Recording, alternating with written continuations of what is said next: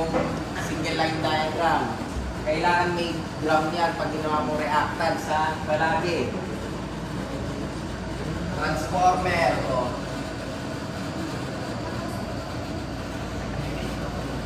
May linya ka ba sa gitna?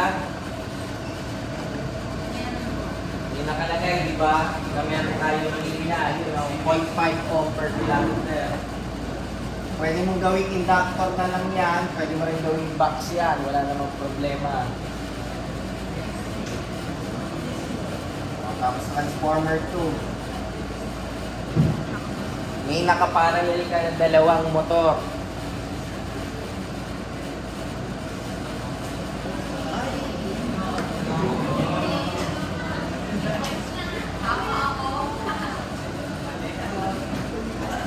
Parehas may ground ha. Parehas may ground.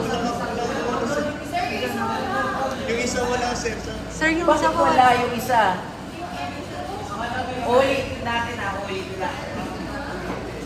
Ang ibig sabihin yan, yung Y mo is 3Y. Pero, saan ka nakakita na nag-solve ka ng Y, nag-balance 3-piece na Y na walang ground? Ang ibig lang sabihin nito, meron kang reactance na dinagdag sa ground.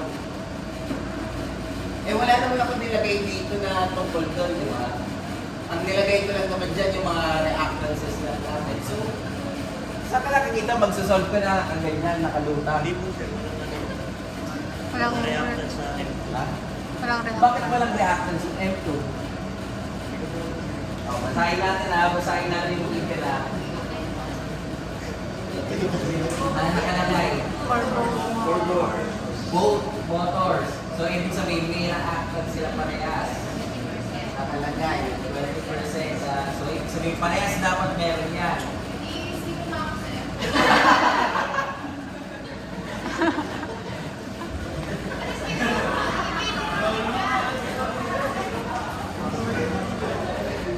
Kaya nga hindi ko alam kung ano ba problema natin Saan ba kayo may problema?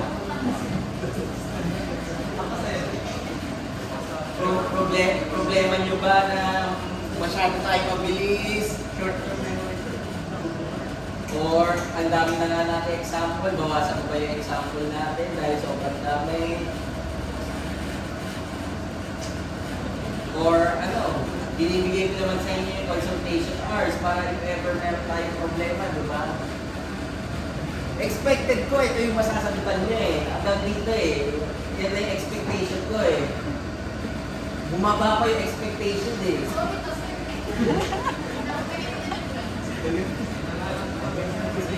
Okay lang. Sinasabi ko lang. Ito yung diagram natin Ito yung diagram natin Wala ko. Yung iba ko nakita may switch Wala naman tayong switch dyan Kaya ako nainis May switch ba na nakalagay? Wala namang switch na nakalagay dyan Gagawa na lang na kayo ng katarantaduhan, yung mali pa yung gagawin nyo So walang switch dyan wala. So ito lang yung diagram natin. Pag nakuha mo na lahat, paano mo isusolve?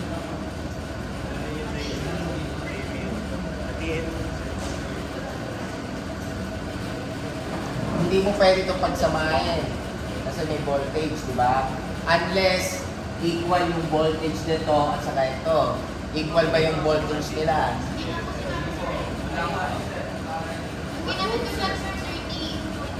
Ano ba yung voltage natin na nakalagay sa motor? Wala sir sa motor, walang pinanggit sa motor. Walang nakalagay, di ba? Pero meron kang transformer, di ba? Yung transformer to natin is 13.2 kV base voltage. So, yung times mo yan ng square root of 3 para maging line voltage. Pag hindi mo ginawang line voltage yun, dapat lahat yan naka-base voltage. May delta nakalagay dito, Y to. So, ano gagawin mo sa base voltage nito? So, times mo na square root of 3. Diba? Sa lalabas, parehas itong voltage. Kaya pwede natin pagsamahin yan. Tapos yung XM1 saka XM2 mo, parallel. Kaya isang loop na lang yan. So, kung pupunta tayo dito sa kasunod, per unit, di ba? Ng transmission line, ay per unit current, yun yung I1. Pag kinuha mo yung transmission line, generator, motor, and motor 1, paano yun? Hatiin natin sa tatlo, di ba? Region 1, Region 2, Region 3. Ano yung current sa generator? I1 times I base 1. Bakit I base 1? Nasa Region 1 ka. Ano yung current mo sa transmission line? I base 2. Motor 1 and motor 2, dalawa yan. So, I1. Pero tatandaan nyo, nakaparallel. So, ano gagamitin natin? Current divider. I1, motor 1. So, opposite.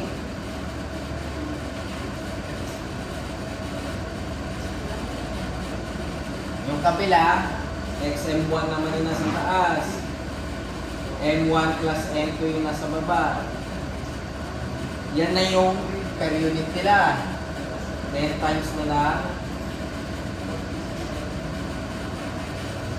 I base 3. O yan yung magiging value ng current ko sa motor 2, motor 1, transmission line, saka generator.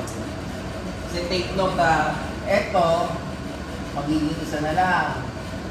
Ito, gagawin na lang natin X1 in parallel with XM2. Kaya pag kinuha mo yung iyong I1, DG, XG plus XT1, XL plus XT2 plus yung parallel nung motor 1 and motor 2. Ayun na yung pagkuha mo ng I1. Then, ito,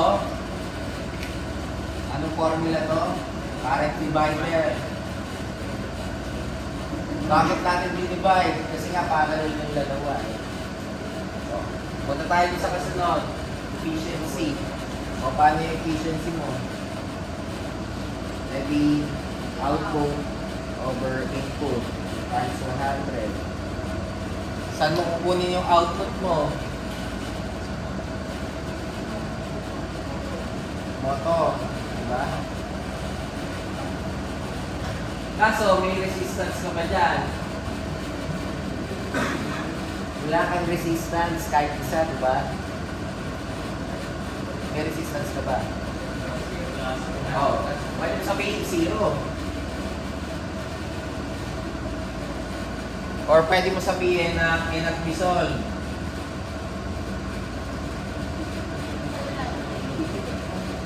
Pag walang sagot, sayang.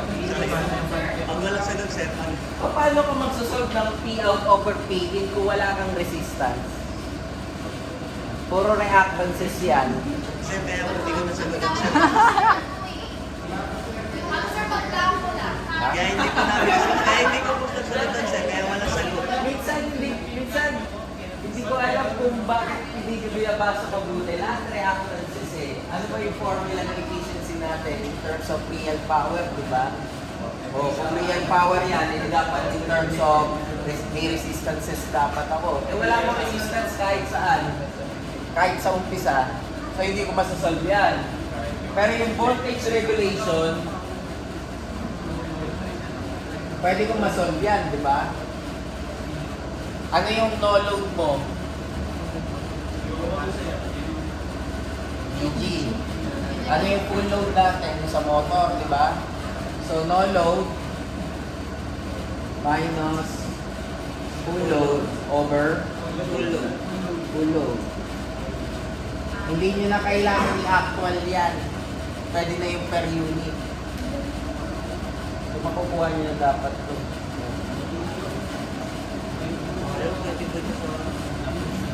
Kaya pala di ko masagot.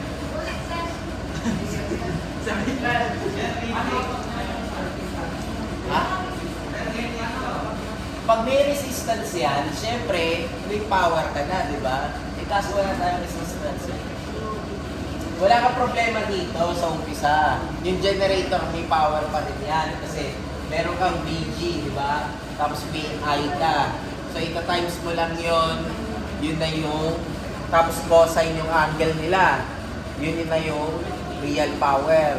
Nasa ang problema, pag kinuha mo yung cosine ng 90 degrees, ano ba ang cosine ng 90 degrees?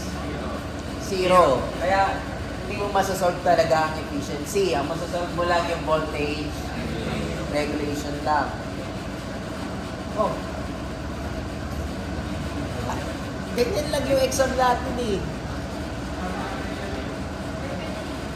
Pwede isa pa sir? Isa pa sir? Sa prelim exam, Puro ganyan. minsan hindi ko alam. Pakibasa yung course policy pinirmahan niyo yung course policy lahat, di ba? So pakibasa ulit, paulit-ulit lalo-lalo na sa mga pinapasa niyo So yung iba, sabi ko shortcut paper. Shortcut paper pa to. Pangalawa, yung format, pakicheck yung format. Kaya kung binigay sa inyo kagad yung format para yung